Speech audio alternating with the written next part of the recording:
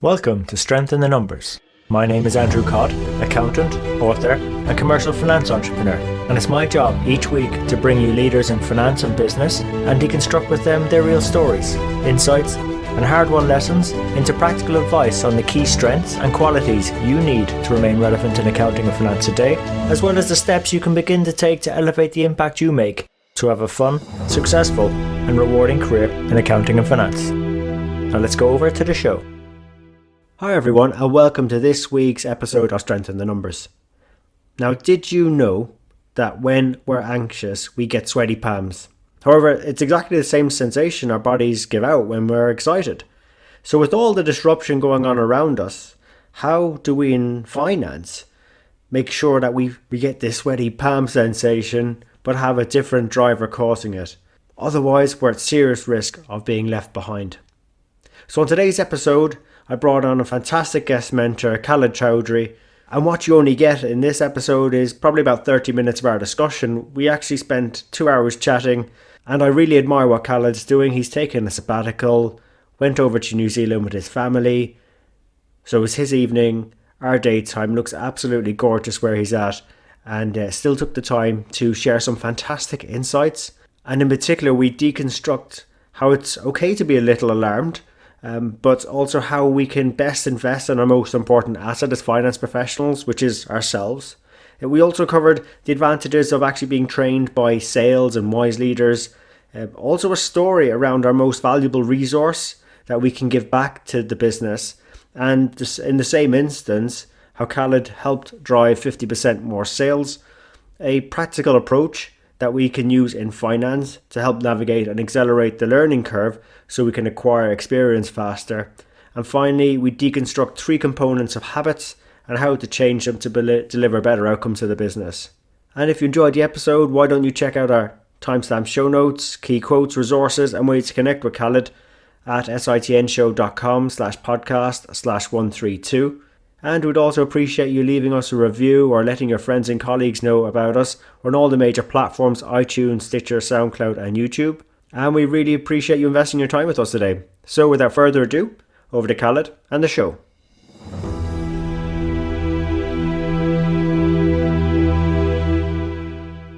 Sure. I guess in summary, what you can call me is a curious person who has been humbled by the knowledge of not knowing enough, which kind of led me to acquire the courage to ask the questions and see what I learned today and how I can make an impact. Just to give a little bit of background, after a little bit of rocky relationship with math, I picked economics as my major, thinking that would be less math, only to find out that was applied calculus. Eventually graduated with economics as my undergrad, double major in accounting and finance, but the weird mix was I did a little bit of programming in school. One thing that probably highlights my career is that I have been more lucky than good. I graduated in the middle of the recession in 2008. However, I actually started at my job at AkzoNobel as a management accountant. Only 2 weeks after I started, they froze all hiring. That was a great start, to be honest, because Akzo, being a European company, they were trying to bring in the concept of business partnering to the US. So here was a fresh grad from school who was reporting to vice president of sales, not accounting or finance, to help them do business better. So this is what you get when you have a finance director being trained by salesperson. and just on that one, actually, Khaled, if I'm going to jump in there, like what, now that you've had a few years, obviously, since then, to look back on it, like what would be the main advantages of having that, you feel, in your career? I think that has been, there's 2 parts of it, right? Being trained by sales and being trained by leadership who are pretty wise. They have passed on to me this nuggets of life wisdom, even though when they gave it to me at a time I might not have appreciated, but they have been foundation of my success.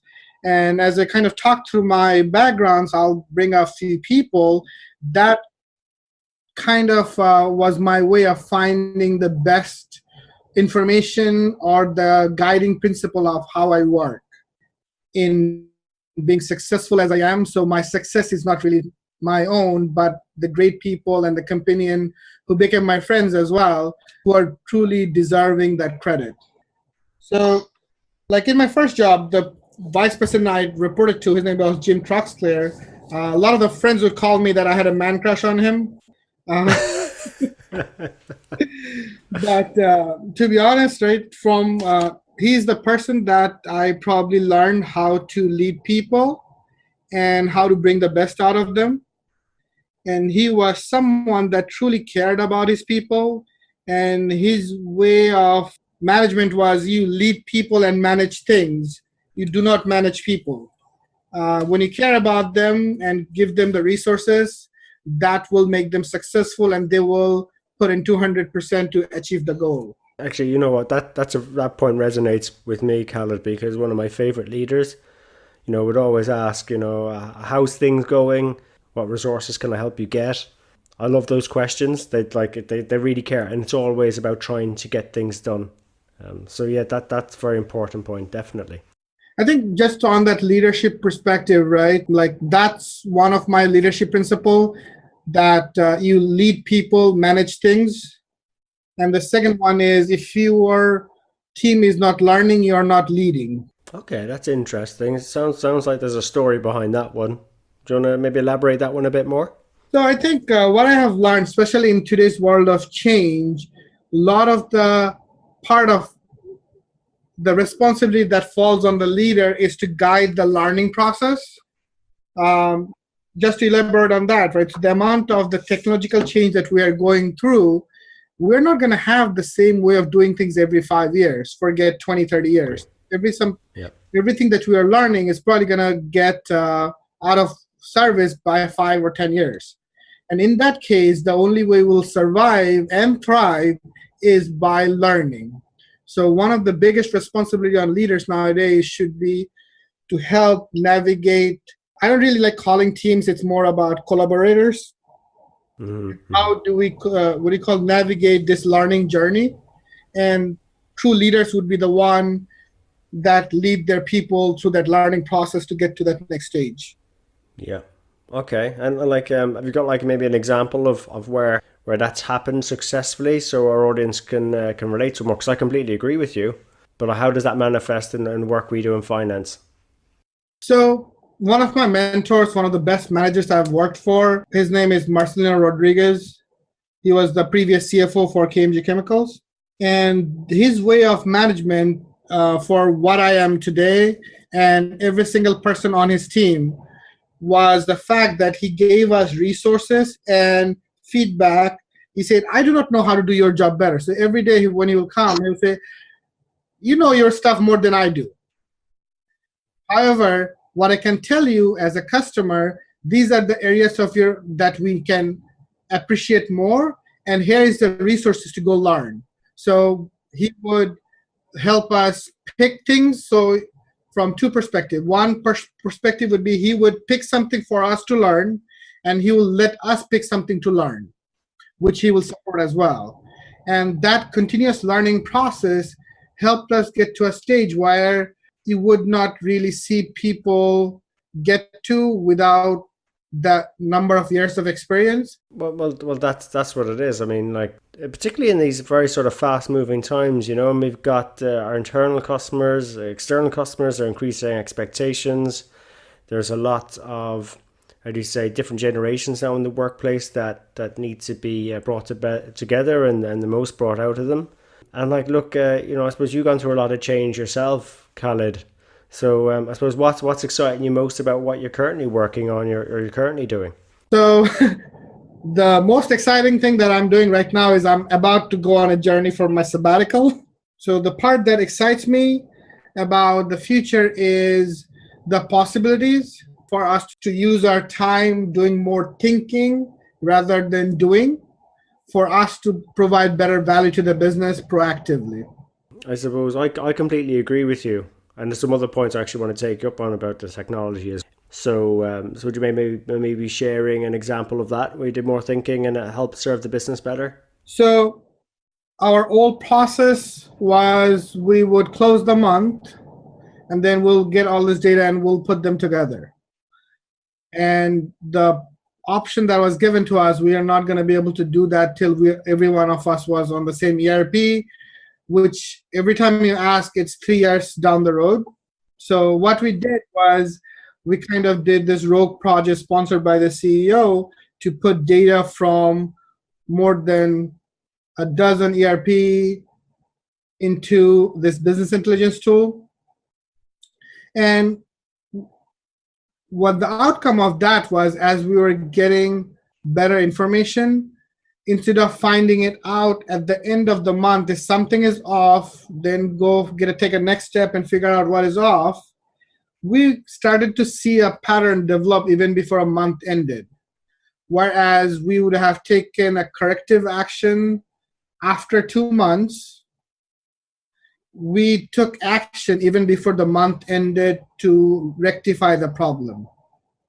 So we had a pricing situation which, if we had caught it later, would have created a significant loss, versus the pricing simulators started highlighting that we are starting to get a negative price impact from something that we did not expect, which was a different step, because usually you do those analysis looking backwards, which still was the case, but as it was happening on a more regular basis, even before the month ended, it was caught earlier and rectified in time. Excellent. Because like I think it's very easy, because we do a lot of like routine type processes and we get into the flow of the way of doing things. It becomes sort of like a habit. And I have to say, I really enjoyed your article, Khaled, around sort of breaking out of habits, and I thought that was very useful for a lot of our listeners as well. So do you mind maybe summarizing the motivations behind doing that article? So the article was, I personally have been struggling with my weight and I've tried all kinds of stuff and nothing sticks. So I came across this book by Charles Duhigg called The Power of Habits. And I said, why don't I figure out what it means to change a habit? And in summary, what he talks about is there is 3 components of habit. One being a cue that triggers the process, the routine, which is your habit, and there is a reward behind it. And figuring out what is the cue, which tends to be either a specific event, time, people, emotion, or a preceding event, that leads to do your certain routine, which tends to be the habit, and then you get a reward, whether if it is that cookie that you pick up, or that socialization that you need, or the sugar that you're looking for. And for us as finance people, there are things that we do the same way. We have habits on a monthly basis that this is our cue, month ended, we're going to do this routine. Our reward, I guess, is the monthly package. However, the challenge becomes in today's world is the business is looking for a different reward. And to deliver that, we have to change the cue and change the habit so that we can give the business the right reward they're looking for. Yeah, completely. And I suppose then in terms of yourself, then like you had some really good resolutions applying that. How have you adjusted your states to make that useful for you? So I think for me, I focused on different goals than losing weight, because that's not a sustainable goal. Mm-hmm. So I got myself one of those fitness tracker, and my goal is to walk 6,000 steps every day. Mm-hmm. So, which is a very useful goal. So my goal is around walking the steps. So I have my cue and certain time in the morning or in the afternoon based on my day. I'll go for a walk, which essentially helps me clean up my mind as well. And that has definitely improved the trajectory of my weight. But what it comes down to is to change big habits in life, sometimes you have to focus on something that else is something else that becomes a keystone habit to make you successful in maintaining that. And maybe it comes back to this continuous learning, is breaking out of that loop of just doing something the way it's always been done because it's just been done that way. There was something you sort of said when we were chatting around, and I really loved it. It was around, I guess, technology. And it's not necessarily the technology itself that's disruptive, but it's the application of that technology that's disruptive. That's a very powerful saying. But I guess, how has that helped you in your work? So the idea, this is actually one of my takeaways from Clay Christensen's class called Disruptive Innovation. And the idea it talks about is the technology by itself is not disruptive, but how it was used. A good example of that would be the project that I just finished at KMG, where we brought in the data for the 12 ERPs and things like that. What we did actually was not revolutionary at all. The difference was how we did it. Traditionally, this task would be given to IT. You would go through 12 months process of statement of work, and then maybe in 2 years you'll get something, versus us being close to the data. And I think it puts FP&A specifically in the spotlight is because you know every single problem with the data, how it comes out. And the difference in ownership comes from the fact is, whereas if you ask IT why this is this, they would say this is what the system says, versus the responsibility that falls on us that we can usually explain why the number is this and what it should be. But coming back to the point of disruptive strategy is we took technology that was pretty available, and the way we harmonized it from the perspective that we brought in data from invoicing, but we also brought in data that was booked as a ledger. So the data was always true. It was one version of the truth, regardless of how you want to do it, whether if you wanted to see the invoice data, that was there. If you wanted to see the other portion of the data, that was there. Now, what we created instead of IT-led enterprise reporting, we created self-service business intelligence. That helped the business in the perspective is that now they had a form of data that was useful for everyone, in the sense that we built a dashboard for the CEO, but the same dashboard was relevant to the frontline salesperson. Yeah, very interesting. And I suppose that must have been received very well. I suppose what was, how did that come across in terms of impact for the business or what people were saying? So I think the thing that I usually say to most of my colleagues, and as I'm trying to promote this idea, I'm not going to promise that we're going to get this huge value out of this. The one thing that I'll promise that I will give you the most valuable thing to you, which is time. Mm-hmm. And you know how to do the business better. So once I free up your time to do the more valuable things, you will. So one of the sales team that I dealt with, they spent 2 weeks time doing sales reporting. Now they don't spend any time. Now the sales for that region went up 50%. Do I take credit for that? Not really, but they did.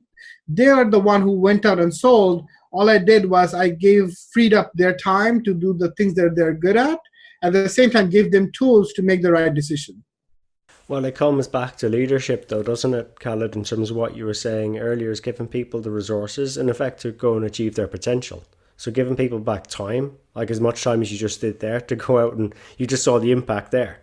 That's the impact of good leaders. And like this is the thing I have a fundamental belief in finance is we're in a great position, should we choose to accept it, to become great leaders for our organizations and drive value for everyone around us so we all benefit.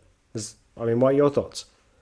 So circling back to the idea that we talked about, leading is a lot of it is your team learning, right? So I will use something that I picked up from Trevor Noah's book, Born a Crime. So a lot of times we have the saying called teach how to fish, right? They will feed themselves for their Okay. However, a lot of times we teach people how to fish, but we do not give them a fishing rod. Oh, great one. So my philosophy is to teach people how to fish, give them a fishing rod, a stock pond, and the support when they need them, develop their skill set, and they will be on their own. So it's about empowering people to make the right decision and actually give them the support along the way to build that expertise. Like I think that's the thing where we are, because we see the numbers and the transactions flow end to end, or even just part of that end-to-end process, we're very well positioned to be able to help give people the necessary rods, fishing rods, to go out and fish more. I mean, in theory, they really know how to do their jobs. It's just we need to, we should be able to figure out how we can help them do their jobs in a more effective way. Better decisions typically is where we're supporting decision makers, and that should drive better numbers in theory, right? Absolutely. So from the perspective of empowering people to the right decision, I think it puts finance in an absolutely awesome position because we know the company's data better than most people. And given our position, it gives us the perfect spot to become the steward of company's data. Definitely. And certified in the process to give it to people to make the right decision. Yeah. And look, and actually, talking of data, we could probably spend all day and all podcast on data alone. It's like that new oil, the new fuel for the business. So maybe that's going to have to be a follow-up podcast for us. But, you've been giving us really great advice, Khaled. And like, there's been so many bits there that you've received yourself. Are there any other bits of advice that you've received, or a favorite bit of advice you can perhaps share with our audience? I guess just around the data and the number part, right? Data is important because it's unbiased, but people forget this is a proxy of the real world. This is not the real world. So when they deal with data, they have to understand the reason it's good is because unbiased, and the reason they have to take it with a grain of salt because this is a proxy of the real world, not the real world. And the one thing that I would say is it goes back to my history after I was doing my first budget. I spent a couple of all-nighters to do this. And my sales vice president was like, that thing hurt at that point. He said, Khaled, it's not about the numbers. I said, what are you talking about? I just spent countless hours putting this together. And he looked at me and said, it's all about the story. The numbers have to flow with the story. Yeah. But at the end of the day, for us, being a good steward of the data is to be able to create that information pool where we can get to a story that to make sure at the end of the day, it's whether our stories jive. If sales is saying that we are seeing weakness in the market from this perspective, whether does the story from the procurement make sense? And whether we are working towards the same story. And that's where you have the beauty of data, that you take this information and get to a good story and figure out if it fits the story that you want to tell your customers. If it's not, take the action to get there. I love the way you strung that together, and I write that the stories have to jive. So, Khaled, really appreciate that. And I guess, going with that stories theme, you're amazingly well read. If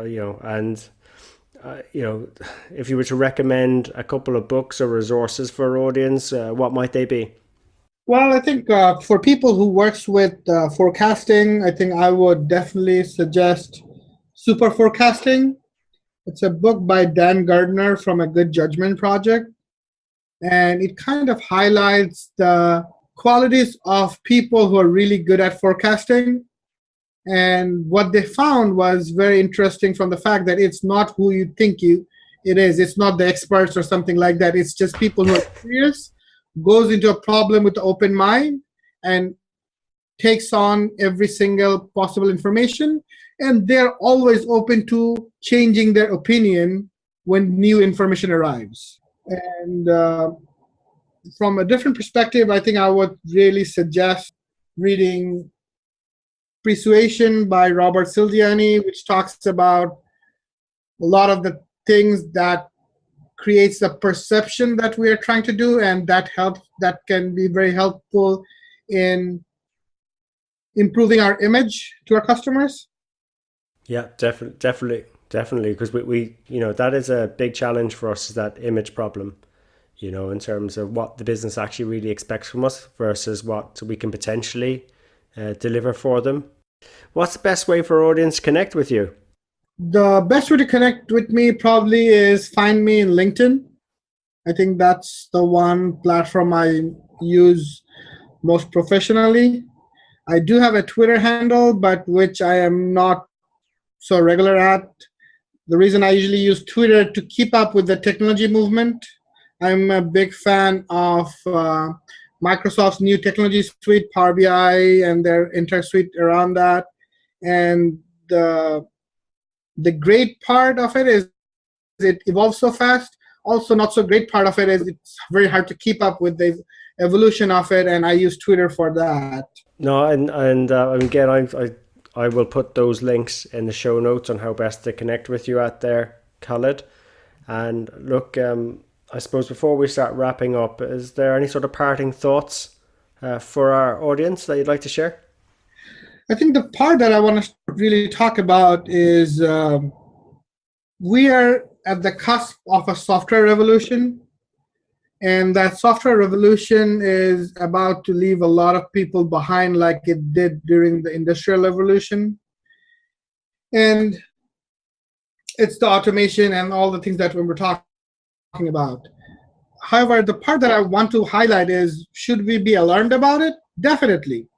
But I want to highlight one of the things that I picked up from Simon Sinek. He talked about when we're nervous, we get sweaty palms, elevated heart rate, all kind of fun stuff.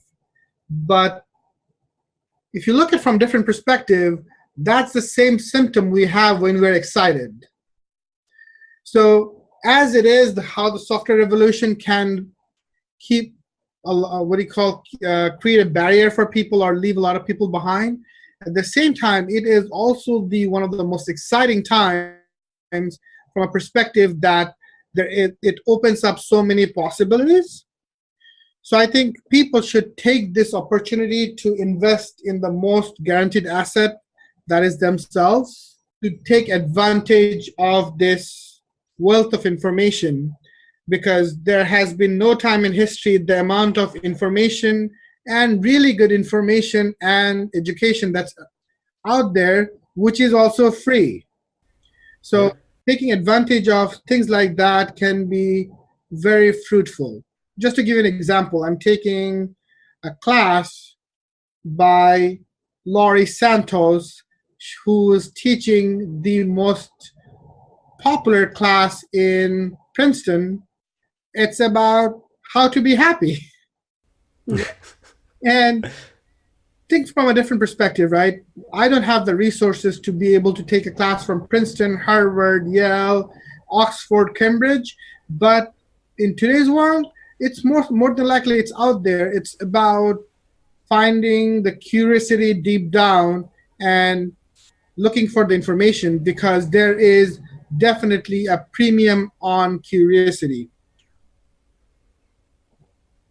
Yeah.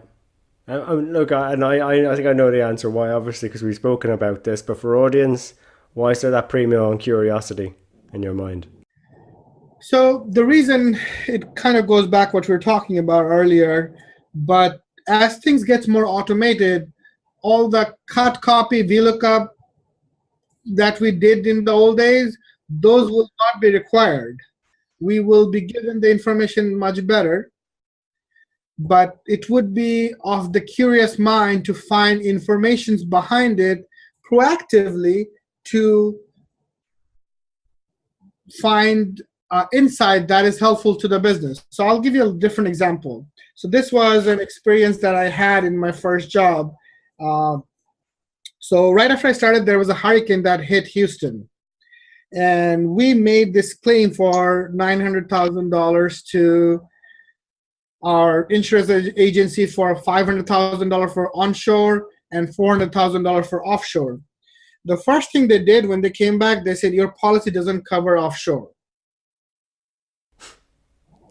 So me being me, I was curious. I was like, okay, tell me what exactly it covers.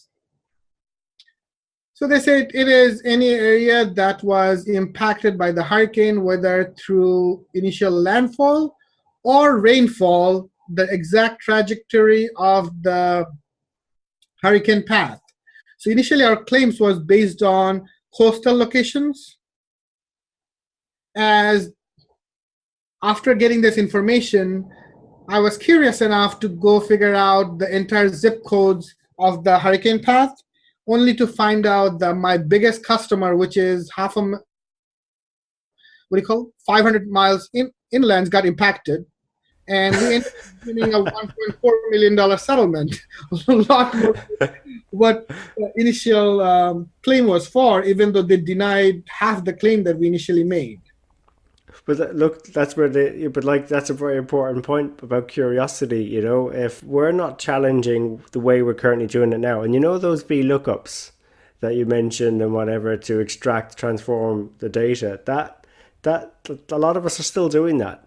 You know, and software is going to allow us to automate an awful lot of that piece.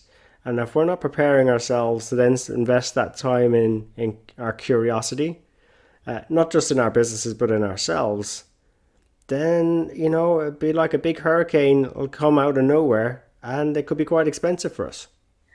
That is absolutely true. I mean, just to give you a little bit background to that, you read my article around the mindset, right? Where I talk about it is no longer good enough for us to be jack of all trades and master of Excel. Yeah, that's part of the image problem. Yep. So I mean, see, the problem becomes is you need technical skills, right? But that's not who you are. That's at the end of the day, there's a lot more to us. Yes. So at the end of the day, we are the steward of the data that is help guide the business to make the right decisions. Mm-hmm. And whether that's formed in different ways, Excel or that skill set. I mean, I have had people have fun discussion about VLOOKUP versus index match. Yes. But I understand the point of view, but at the end of the day, I care about the end product. So it is more important from our image perspective is to get out of that Excel jock rather than focusing on the technical skill set. By all means, we need to focus on technical skill set, which I'm actually writing an article on, hopefully coming out in sometime in March, that different kind of technical skill set we should be focusing on.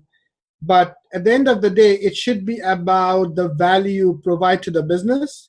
As you were mentioning earlier, having that value log, highlighting the information to the business that how you're helping them make the better decisions, not being a necessary evil. Just one of your points that you highlighted about the pinball effect, it's about surrounding yourself with the people that will help make you that change. So find your tribe to start your journey. Yeah, well, 100% right, Khaled. And I think that's a great way to wrap up this podcast, is actually on that advice. And actually, it's funny enough, is when we started talking much earlier today.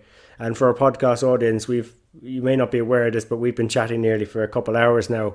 And you're only hearing a small part of that conversation, because otherwise we'd keep going on and on, myself and Khaled. But Khaled started by talking about impact in finance. And as you sort of heard throughout the podcast, there's a couple of scenarios where Khaled himself and those he's worked with have been able to deliver value to the organization. And we need to be capturing this. And that is where we're currently at. It's just forcing ourselves to appreciate, yes, we have these great technical skills, but we're more than that. And Khaled, I really appreciate you bringing that out on the show. And really appreciate you investing your time with us today. It was my pleasure, Andrew. So there you have it. Hope you enjoyed today's show. If you'd like to know more about our guests today, their bio, and follow up on the resources mentioned during the show, you can find all the relevant links and more at sitnshow.com. There you'll also be able to get access to earlier shows, read the latest blogs. There's also an opportunity to subscribe to our newsletter, which will give you heads up as to when the next show is coming out, latest events, news, and anything that's going to be relevant to help you have a fun, rewarding, and successful career in finance and accounting. And just before you go, we really appreciate your feedback. If there's something we can do better on the show, something that's not working, or something you'd like to see, even a guest you'd like for us to invite onto the show, someone who you think might be able to benefit you more and also the rest of our community, please let me know. You can email me. I'm at andrew@sitnshow.com, or feel free to connect with me on LinkedIn. Just drop me a message so I know how you found me and we can connect. And really, it's our community that'll make the show. If we keep engaging and driving each other on, we'll keep on building our strength in the numbers. When all is said and done, if we can do the numbers better and finance better, we'll create more opportunities for ourselves, our friends, our families, our communities, and our businesses. So until next time, have a good rest of the week, take care, and let's keep building our strength in the numbers.